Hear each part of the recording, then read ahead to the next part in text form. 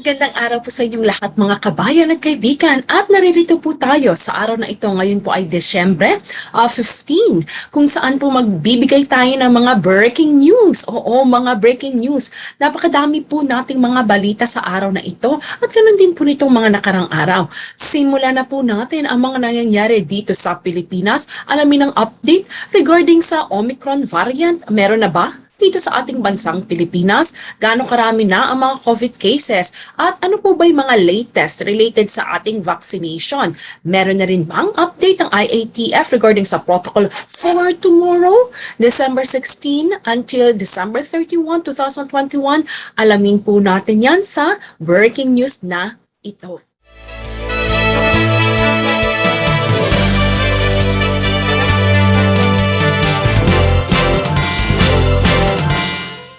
Ayan, alamin po natin ngayong araw na ito, ano ba ang latest sa Omicron variant? Last time po when I shared to you about the Omicron variant, sinabi ko po sa inyo yung mga possibility kung ano po kaya ang properties nito na kakaiba po sa Delta. Katulad po ng nasabi natin, itong new variant na ito had been detected in several countries and territories worldwide na po ito at nagsimula nga po ito sa South Africa. And the list, however, is continuously changing. So what makes Omicron different from the other COVID-19 variants such as Delta and others? Unang-una po, again, katulad ng sinabi natin nung nakaraan, ito po ay na-detect unang-una sa South Africa and Botswana. Earliest sample na nakuha po was last November 9, 2021. Ang pinakaiba po nito doon sa ibang COVID-19 variant katulad halimbawa po ng Delta, this has many or more mutations compared to them. Para po sa Omicron, meron po itong 50 mutations, including 26 to 32 mutations in the spike protein. Na kung nakita po niyo yung picture doon sa isang video ko about Omicron, medyo parang mukhang nakaka-alarma. However, the experts also told us na huwag po tayo agad ma-intimidate just simply because ito ay maraming mutations. Kasi it doesn't necessarily mean na ito ay more contagious than the Delta. So how infectious? The WHO said it is still uncertain how transmissible the new variant is and whether infection and Omicron causes more severe diseases compared to infections with other variants. So ganito rin po yung nabanggit ko last time kasi sabi nga po nila hindi nila ma-determine ito ba ay mas transmissible than Omicron or ito ba ay kumbaga yung epekto nito mas mabangis or mas matindi compared sa Delta. Wala pa po silang mabigay na concrete na information at this point in time except po doon sa mutations or number of mutations that they had actually mentioned. So we will definitely keep you updated once na meron po tayong makalap na information, yung specific na po at talaga naman masasabi natin effect ng Omicron. For me, in a way, it's good and bad. Good because wala pa naman nakikita na kumbaga talagang infectious na effect nito compared doon sa dati. Yes, it can be infectious pero hindi po natin alam kung mas grabe po doon sa Delta. So in a way, that gives us kumbaga less reason to worry at this point in time, but of course that gives us also more reason for us to be more cautious, hindi po ba?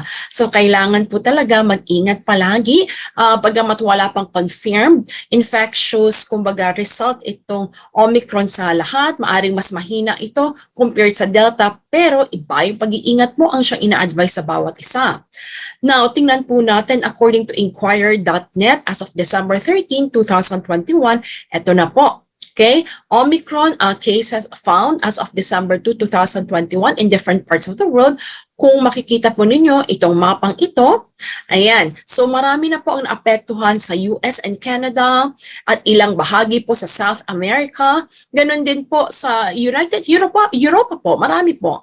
And at the same time po, kung makikita natin, sa South Africa, of course, meron ilan po sa Southeast Asia. So to be more specific, ito ay mga bansa na naapektuhan po.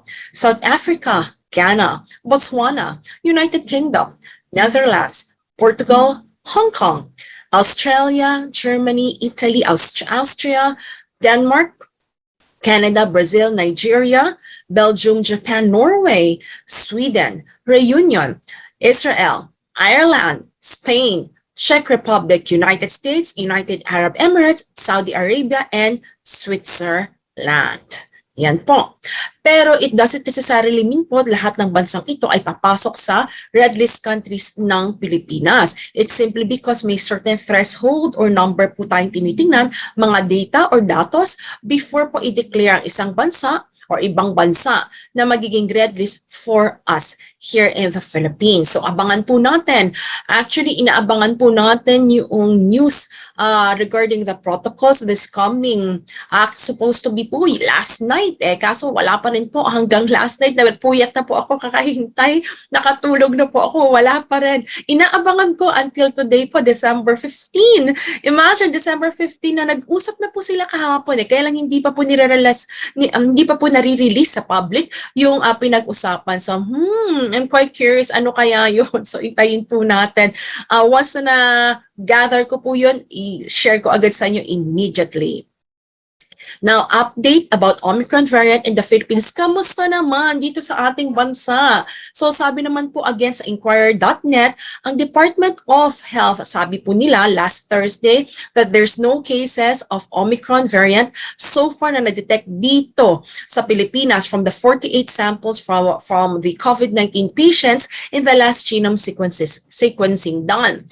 Now, of the sample sequence, last Wednesday, 38 po, 38 are Delta variant cases, while the rest either had lineages from variants that are not of concern or had no lineages detected, the DOH said in their statement.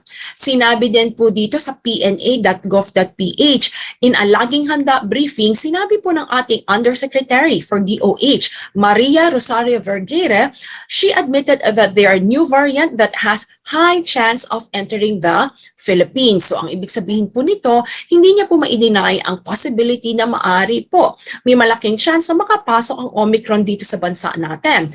Pero sa ngayon po, wala pa. So that's quite great. Ang sabi niya, from the start, hindi naman natin sasabihin definitely na hindi makakapasok. Ang pinag-uusapan natin diyan ay kung kailan. Yan po ang natura ni Secretary Vergara. Sinabi rin niya po na, so the chances are there. Malakas po ang tiyansa na maaaring makapasok dito sa atin at tayo naman po ay kailangang mag-prepare. Yan po ang kanyang itinagdag. Vergara also reminded, pinaalalahanan niya po ang publiko na kinakailangan niyo pong magpabakuna para mag-continue po tayo, magpatuloy mag-observe ng mga different health and safety protocols so that at least regardless of the variant that may be present and the environment ay tayo po ay ligtas. As of this, kumbaga po, article that I am reading, sinabi po nila, wala pa pong case ng Omicron that has been detected in the Philippines. Ngayong December 15, wala pa rin po ako nababasa so far.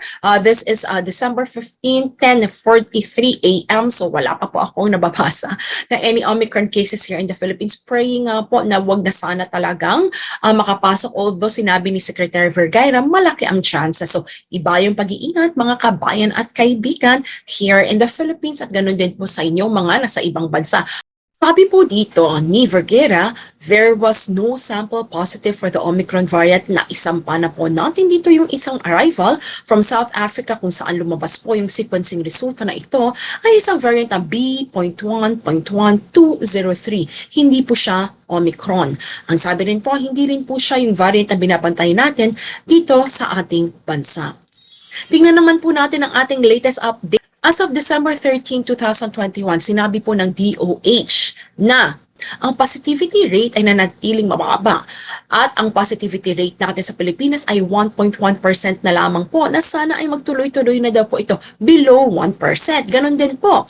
When it comes to death rates, mababa po na nananatili ang number dito sa Pilipinas. Ganon din po sa report ni Cabinet Secretary, Acting Spokesperson Nograles, yesterday po, December 14, ang sabi niya po, new daily cases na nadetect po sa Pilipinas ay 316 na lang po. Recoveries to date ay nasa 2,775,379 or 97.8%. At ang positivity rate ay katulad ng nabanggit ko po from DOH which is 1.1%, hoping maging 1% na lang po ito. At ang nakakalungkot man po, pero ang deaths po natin ay umabot na po sa 80,341 or 1.77% case fatality rate. At ang total cases po natin sa COVID-19 is 2,836,803. So looking forward po na mas maging maganda po ang datos natin. Ang mga nakakalap ko naman po sa mga news is, dati po sinasabi nila yung one command center, lagi po, dating marami ang mga tawag, ngayon po very, very less po. Let me get the percentage once I got that. I just heard that from one news, so what that I was listening to. At ganun din po, marami na rin po sa Kalakhang, Maynila, sa mga ospital po, marami po sa kanila ang sometimes po wala na pong tinatanggap in a day na COVID cases, which is great news for all of us. It means that talaga namang pakunti ng pakunti. It is simply because na-reach na po natin or almost reaching na po tayo doon sa immunity threshold na kumbaga po ini-aim po natin na gusto po nating ma-aim na ma-reach. So looking forward po, so uulitin po nila yung bakunahan, kumbaga nationwide po natin campaign. So looking forward sa mga hindi pa po nagpapabakuna, this is your chance, this is your moment po nang kayo ay mabakunahan at maproteksyonan hindi lamang po kayo, kung hindi ang inyong pamilya, kahit ano pa pong variant na magkaroon po tayo dito sa bansa, or again, when you're in overseas. Looking forward po nga, huwag na pumasok yung mga bagong variant, but just in case, di po ba mas magandang prepared at handa? Great news po! Yung 5 sa 7 hinahanap. In my last breaking news, I told you from South Africa, meron po tayong 7 na pinaghahanap na hindi po makita dahil mali po ang information na binigay po nila sa IATF or do sa One Health Pass. So pinaghahanap po sila ng mga authorities natin or IATF authorities here in the Philippines. So ang great news po is 5 na po ang natagpuan mula sa kanila. At sila po ay nag-undergo ng RT-PCR test so that at least we can actually check if they've had any COVID-19 virus at ito ba yung Omicron, Delta, kumaga Omicron variant. So at this point in time, pinaghahanapan rin po yung 2. So anyone, kung kayo po yun o kakilala nyo po ang isa sa mga 7 na hindi pa po nagre-report sa IATF, please, kumbaga, you just simply have to let yourself know. Mas maganda pa yung walang repercussion, walang, alam mo yun, walang consequences kasi ikaw na mismo yung pumunta kaysa yung sila pa maghahanap sa'yo na as if hindi ka talaga matagpuan, di ba? So, mahirap po yun, lalo na magpapasko, iwas na po ang sakit ng ulo. Ayan po. So, sabi po nila dito, natunton. Ayan, sabi sa radyo, Pilipinas.ph, natunton na po ng Department of Health ang 5 biyahero na dumating sa Pilipinas mula sa South Africa. Ayon kay Health Undersecretary Maria Rosario Vergere, na-contact na ang 5 returning overseas Filipino at 2 na lamang ang patuloy na hinahanap. Una na pong inihayag ng Department of Health na nahirapan silang matunton ang 7 pasahero mula sa South Africa dahil sa mga maling information na kanilang ibinigay sa mga otoridad. Matatandaan po natin na nakapasok sa ating bansa ang 7 Filipinong ito na nagbiyahe mula sa South Africa bago maipasok po tapad ang quarantine restriction dahil sa banta ng Omicron variants. Para po dun sa mga natagpuan na, ang resulta po ng kanilang test ay negative result.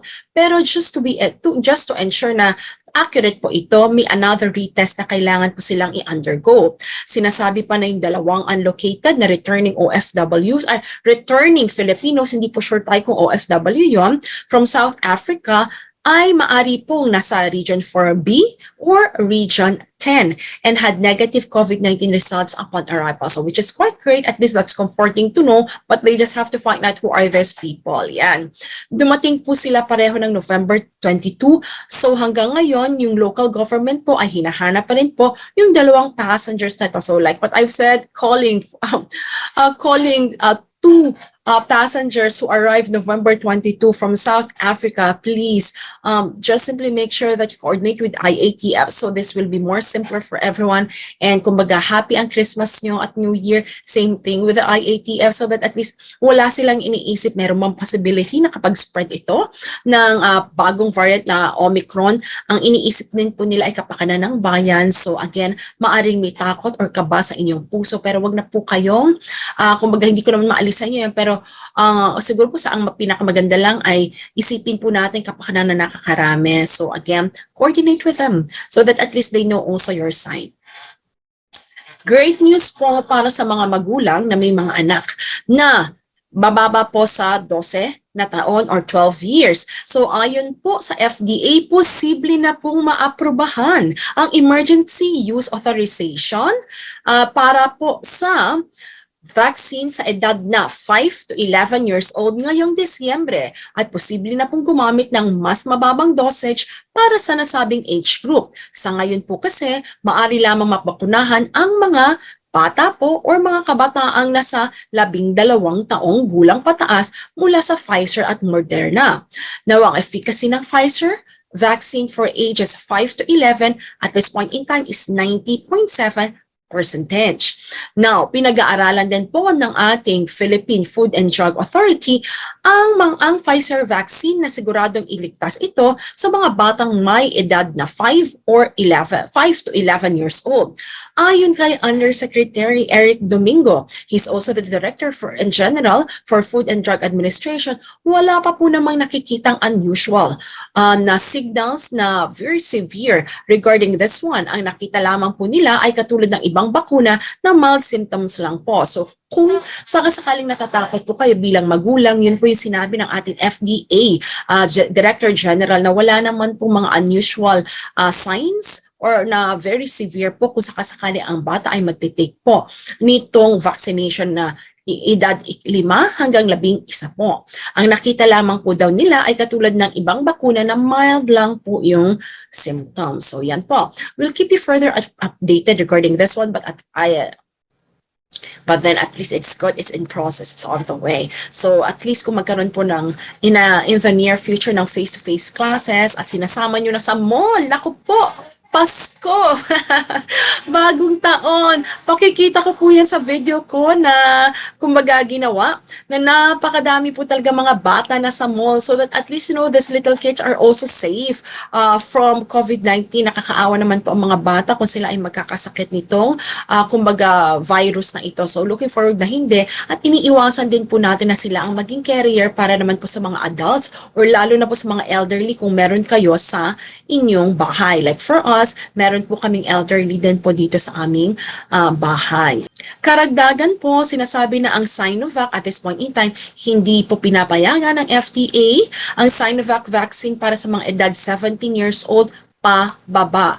Mayroon pang kailangan dagdag na clinical data para dahil masyadong maliit ang sample size na isinumite. Maganda naman po yan. At least we're giving a heads up na tinitingnan po talaga at sinisigurado na before any vaccine brand is actually approved, it's safe for us to actually have it. So again, please only take brands that are approved by the FDA and WHO. At yan po ang nakalap nating mga balita para sa araw na ito. Kung ako po ang titingnan ninyo, I'm quite excited po. Sana way better na po ang ating protocols this coming December 16. That will be for tomorrow. I hope, but by this point in time po, tingnan po natin kasi it's already almost 11 a.m. Napuyat po ako kahapon kaiintay ng latest update para maibigay ko po sa inyo yung changes ng protocols for December 16. Kaya lang at this point in time, wala pa po eh. So I'm still waiting at this point in time. So let us take a look po kung meron na. So far, wala pa din po. And then, tingnan natin, baka ongoing lang.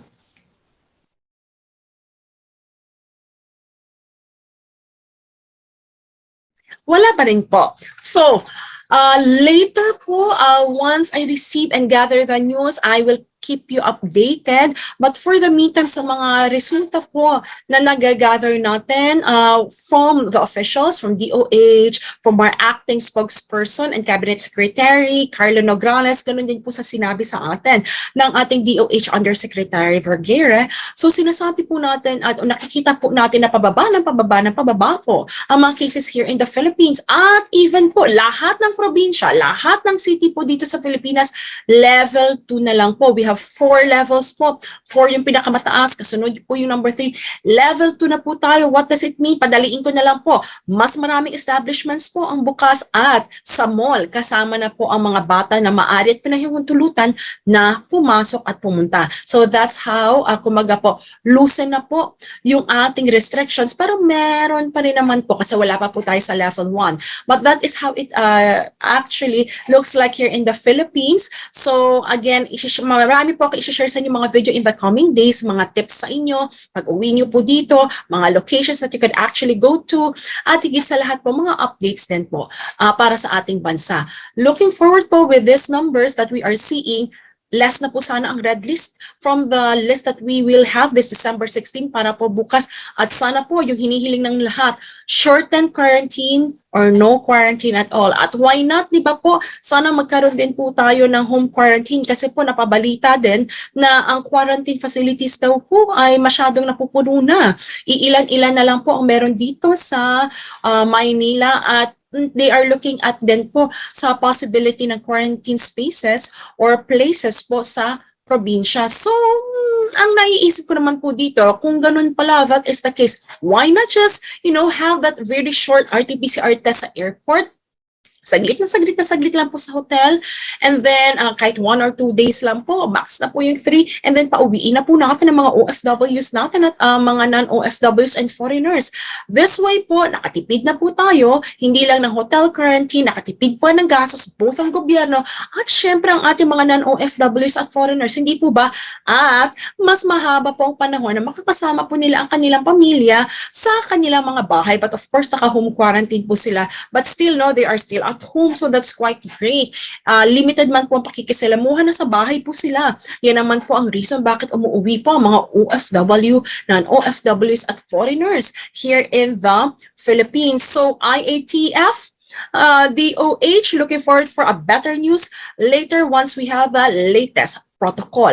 Muli po mga kabayan at kaibigan, ito po si Jamie Iris nagdadala at nag-uulat sa inyo ng breaking news para sa iyo mga kabayan at kaibigan. Muli po tayo'y magbabalik nang sa gayon ay malaman nyo ano ba yung latest sa ating mga protocols. With that, everyone stay safe, stay healthy, at ingat po kayo sa mga bababiyahe po ngayon. God bless and stay safe everyone. See you in my next video. And please don't forget to click like and subscribe to my channel. Kung nakatulong po itong video nito and you find it informative, please click a like. At ganun din po sa mga hindi pa po nakakapag-subscribe, please subscribe to my channel so that you'll get updated with the tutorials and kumbaga po yung mga updates and relevant information that we're sharing sa inyo. With that, everyone, maraming salamat. See you in my next videos. 10 days na lang, Pasko na po. God bless you all.